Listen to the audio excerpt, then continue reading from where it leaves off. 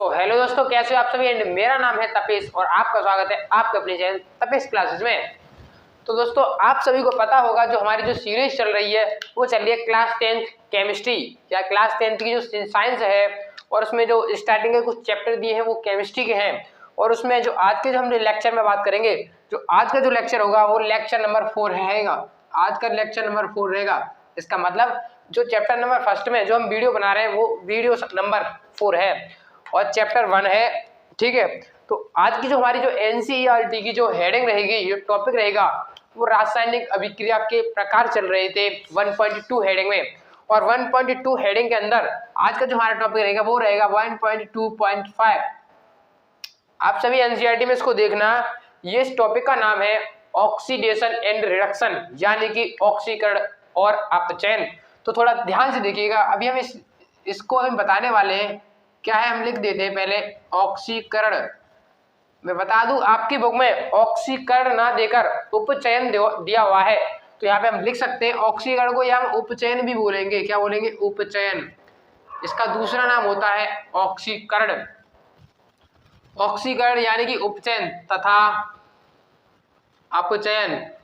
क्या है? अपचयन। तो सबसे पहले हमको जानना पड़ेगा कि इसको इंग्लिश में क्या कहते हैं, फिर इसका हम मीन्स समझाएंगे कि इसका रियलिटी में मीन्स क्या होता है। तो सबसे पहले यहाँ पे लिख देता हूं मैं, इसको इंग्लिश में बोलते हैं ऑक्सीडेशन। इसको बोलते हैं ऑक्सीडेशन, ऑक्सीडेशन एंड रिडक्शन।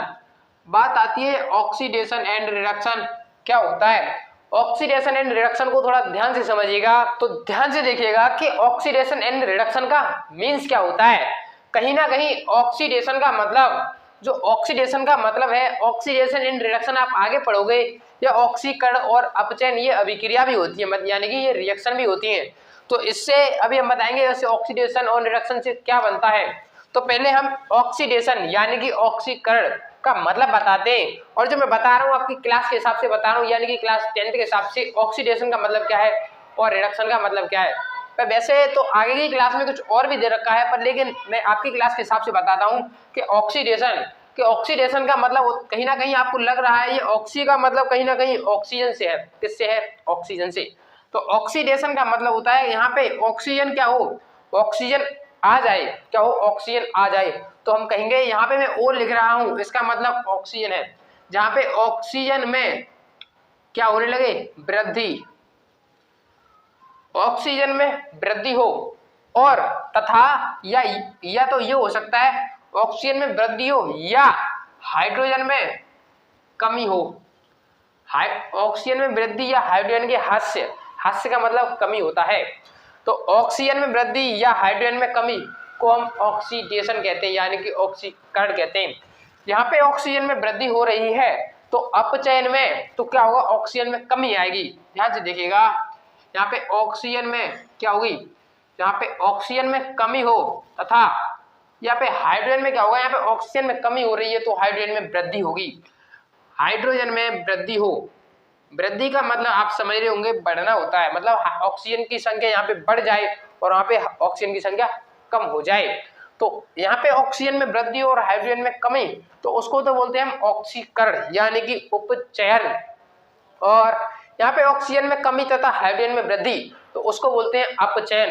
तो आप कहोगे ऐसे हमारे समझ में नहीं आता, तो हम भी मानते हैं नहीं समझ में आता, तो इसलिए हम लेंगे एग्जाम्पल। तो थोड़ा ध्यान से समझिएगा, एग्जाम्पल देखिएगा, बहुत इंपॉर्टेंट है ये, एनसीईआरटी का एग्जाम्पल है। ध्यान से देखिएगा, जो कॉपर ले रहा हूं मैं, क्या है ये? कॉपर। तो कॉपर की रिएक्शन ऑक्सीजन की प्रेजेंस में कराता हूं। क्या है ये? Cu की रिएक्शन ऑक्सीजन की प्रेजेंस में कराता हूं। तो अब समझिएगा ये रिएक्शन होगी कैसे। आप कहोगे रिएक्शन कैसे होगी, तो मैं बता रहा हूं ये ऑक्सीजन रिएक्शन ये है कैसे होगी। यहाँ पे O2 की फॉर्म में पाया जाएगा, इस बात को ध्यान रखिएगा। ये Cu यानी कि कॉपर यानी कि क्या? यानी कि धातु। मैंने बताया था जब धातु ऑक्सीजन की प्रेजेंस में आता है तो क्लास 8 की रिएक्शन होती है। धातु की रिएक्शन ऑक्सीजन के साथ करते हैं तो धातु ऑक्साइड बनाता है। आपने पढ़ा होगा। तो क्या बनाता है? CuO। यहाँ पे कहीं ना कहीं ऑक्सीजन 2 है तो यहाँ कहीं ना कहीं 2 आएगा और यहाँ पे भी 2 आएगा। Reaction balance. अब समझिएगा, अब ये तो हो गया। अब कहीं ना कहीं इसको समझिएगा, अब मैं भी एक और एग्जांपल लेता हूँ, अभी मैं इसकी रिएक्शन कराऊंगा। मैंने अभी इससे और इसके साथ ये बनाया, अब मैं इसी के साथ इसमें अब कुछ डालूंगा। ध्यान से देखिएगा क्या है, CuO कॉपर ऑक्साइड। यदि मैं इसकी रिएक्शन H2 के साथ कराता हूं तो होता क्या है, ध्यान से समझिएगा। H2 ने किसको देखा, O को, और H2 को लेके भाग गया। ये क्या निकल गया यहाँ पे H2O प्लस क्या बचा हमारा, सिंगल बचा Cu। अब समझिएगा इस रिएक्शन में बहुत ज्यादा मोस्ट इंपोर्टेंट है कि यहाँ पे जो CuO था कॉपर ऑक्साइड था, कहीं ना कहीं कॉपर ऑक्साइड Cu में चेंज नहीं हो गया। आपको पता लग रहा होगा कॉपर ऑक्साइड किस में चेंज होगा, केवल Cu में, और कहीं ना कहीं H2 किस में चेंज हो गया, H2O में। अब इस रिएक्शन को आप देख के बता सकते हो यदि आपने ये सही से समझा हो तो। समझिएगा यहाँ पे ऑक्सीजन में वृद्धि होगी तो क्या होगा, ऑक्सीकरण। यहाँ पे ऑक्सीजन था, यहाँ पे क्या हो गया, ऑक्सीजन में कमी, तो इसका मतलब नहीं है। अभी H2 के साथ क्या जुड़ गया, O।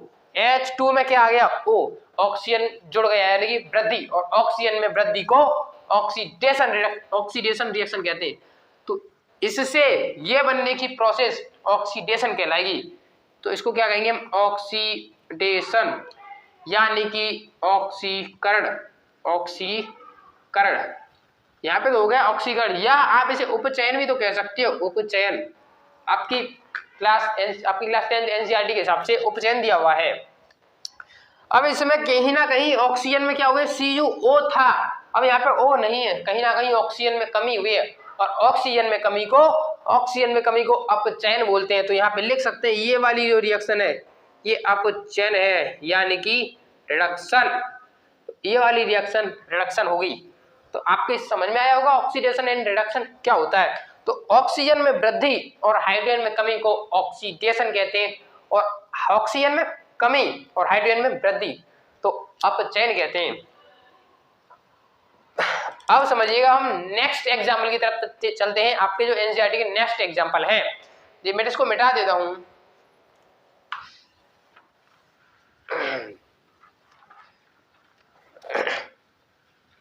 अब देखिएगा यदि मैं Zn जानते हो आप, Zn जिंक ऑक्साइड की रिएक्शन क्या है, ये जिंक ऑक्साइड की रिएक्शन कार्बन के साथ कराता हूं तो होता क्या है, तो C जो है O को लेकर भाग जाता है, क्या बनता है carbon mono oxide CO plus क्या बनता है Zn।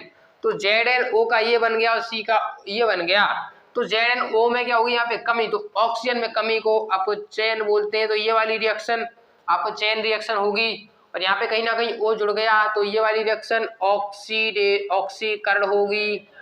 आपके समझ में आया होगा कि ऑक्सीडेशन एंड रिडक्शन क्या होता है, ऑक्सीडेशन रिडक्शन।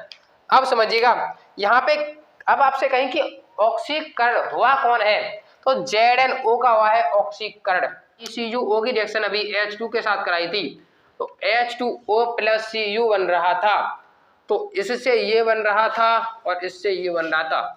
तो इस वाली रिएक्शन को तो बोलते हैं हम ऑक्सीडेशन, इस वाली को बोल रहे थे ऑक्सीडेशन, इसको बोल रहे थे रिडक्शन। तो यहाँ पे ऑक्सीडेशन भी हो रहा है और रिडक्शन भी हो रहा है। जिस अभिक्रिया में ऑक्सीडेशन एंड रिडक्शन दोनों होते हैं उन अभिक्रियाओं को रिडॉक्स अभिक्रिया के नाम से जानते हैं। क्या जानते हैं, रिडॉक्स अभिक्रिया, रिडॉक्स रिएक्शन। तो इनको बोलते हैं रिडॉक्स अभिक्रिया। कैसी अभिक्रिया, रिडॉक्स अभिक्रिया। जिन अभिक्रियाओं में ऑक्सीकरण तथा अपचयन दोनों होते हैं उनको रिडॉक्स अभिक्रिया कहते हैं। आपके समझ में आया होगा, यहाँ पे ऑक्सीकरण भी आया, ऑक्सीकरण भी हुआ है क्योंकि H2O में ऑक्सीकरण हुआ है। क्यों हुआ है, यहाँ पे ऑक्सीजन में जुड़ा है, यहाँ पे ऑक्सीजन जुड़ा है और यहाँ पे ऑक्सीजन निकला है, तो यहाँ पे अपचयन यानी कि रिडक्शन। तो यहाँ पे ऑक्सीडेशन एंड रिडक्शन दोनों हुआ है, तो उसको बोलते हैं रिडॉक्स रिएक्शन। आपकी समझ में आया होगा। आपसे पूछा भी जाता है कि ऑक्सीडेशन एंड रिडक्शन से क्या बनता है, रिडॉक्स रिएक्शन। आपको समझ में आया होगा। तो दोस्तों हमारी वीडियो अच्छी लगी हो तो वीडियो को लाइक करें, चैनल को सब्सक्राइब करें। धन्यवाद दोस्तों।